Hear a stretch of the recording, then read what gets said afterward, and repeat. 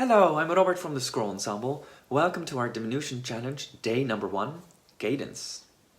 If you're wondering what a diminution is and what this is all about, watch our intro here. Don't forget to like and subscribe, and if you can, support us on Patreon. Thank you. Here you can see an overview of the videos I've planned for this challenge.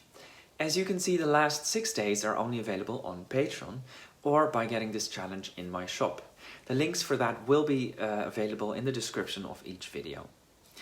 As you can also see, I've grouped Banchieri's diminution ideas according to their interval, rhythm and type. This way we're learning more diminutions in one go, and I think from one video to the next there will be a pedagogically responsible gradual increase of notes and difficulty. Today we're going to look at a very simple figure to ornament our cadences. And at the end I will add a more complicated figure for more advanced players. Cadences are like punctuation marks. Often they indicate a full stop in the sentence, but sometimes also a comma or perhaps a semicolon. And in Ange Berger, these points are our cadences.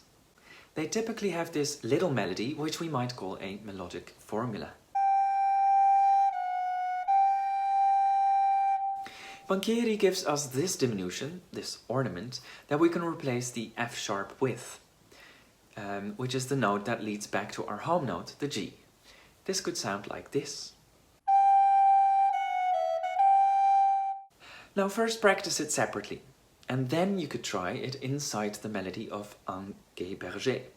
But of course you can also find this in many other pieces with this melodic formula.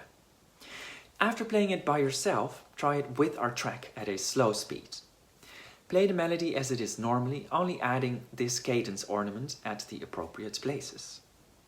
We also have a slightly faster track, unfortunately for now only with MIDI, but then you can also see if you can do it faster as well.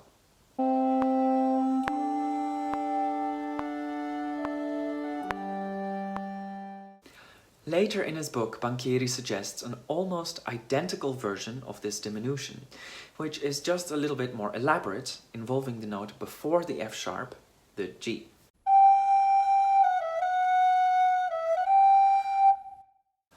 Typically, books like Banchieri's would give long cadence formulas, sometimes even for an entire phrase. So this is a small allusion to that. Try this figure in Ange Berger as well.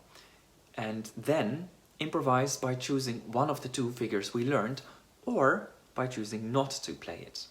In another place, Banchieri combines the idea of rhythms on the same note, as we've done in the previous video, and the cadence figure.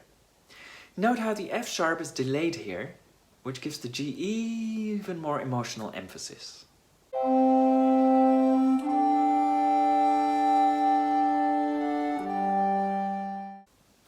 So now, perhaps after trying this a few times, you're ready to combine the ideas from the previous video, just the rhythms, and video 1.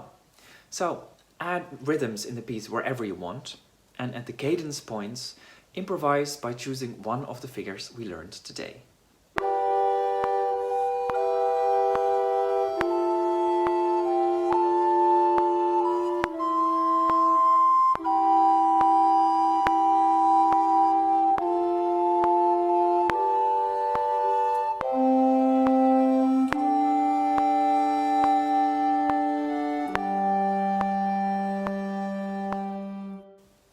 Here is a longer cadence figure as an example of a more complicated cadence for advanced players. Don't worry if this scares the bejesus out of you. You don't have to use it, but you might be able to at the end of this challenge. Note that you can play different voices as well, different voice parts for your diminution practice.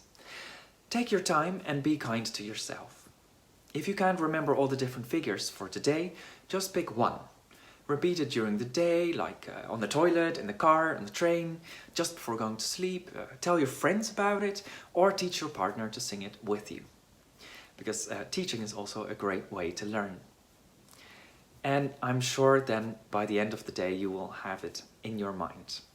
For now, thank you so much for watching and joining us. See you tomorrow.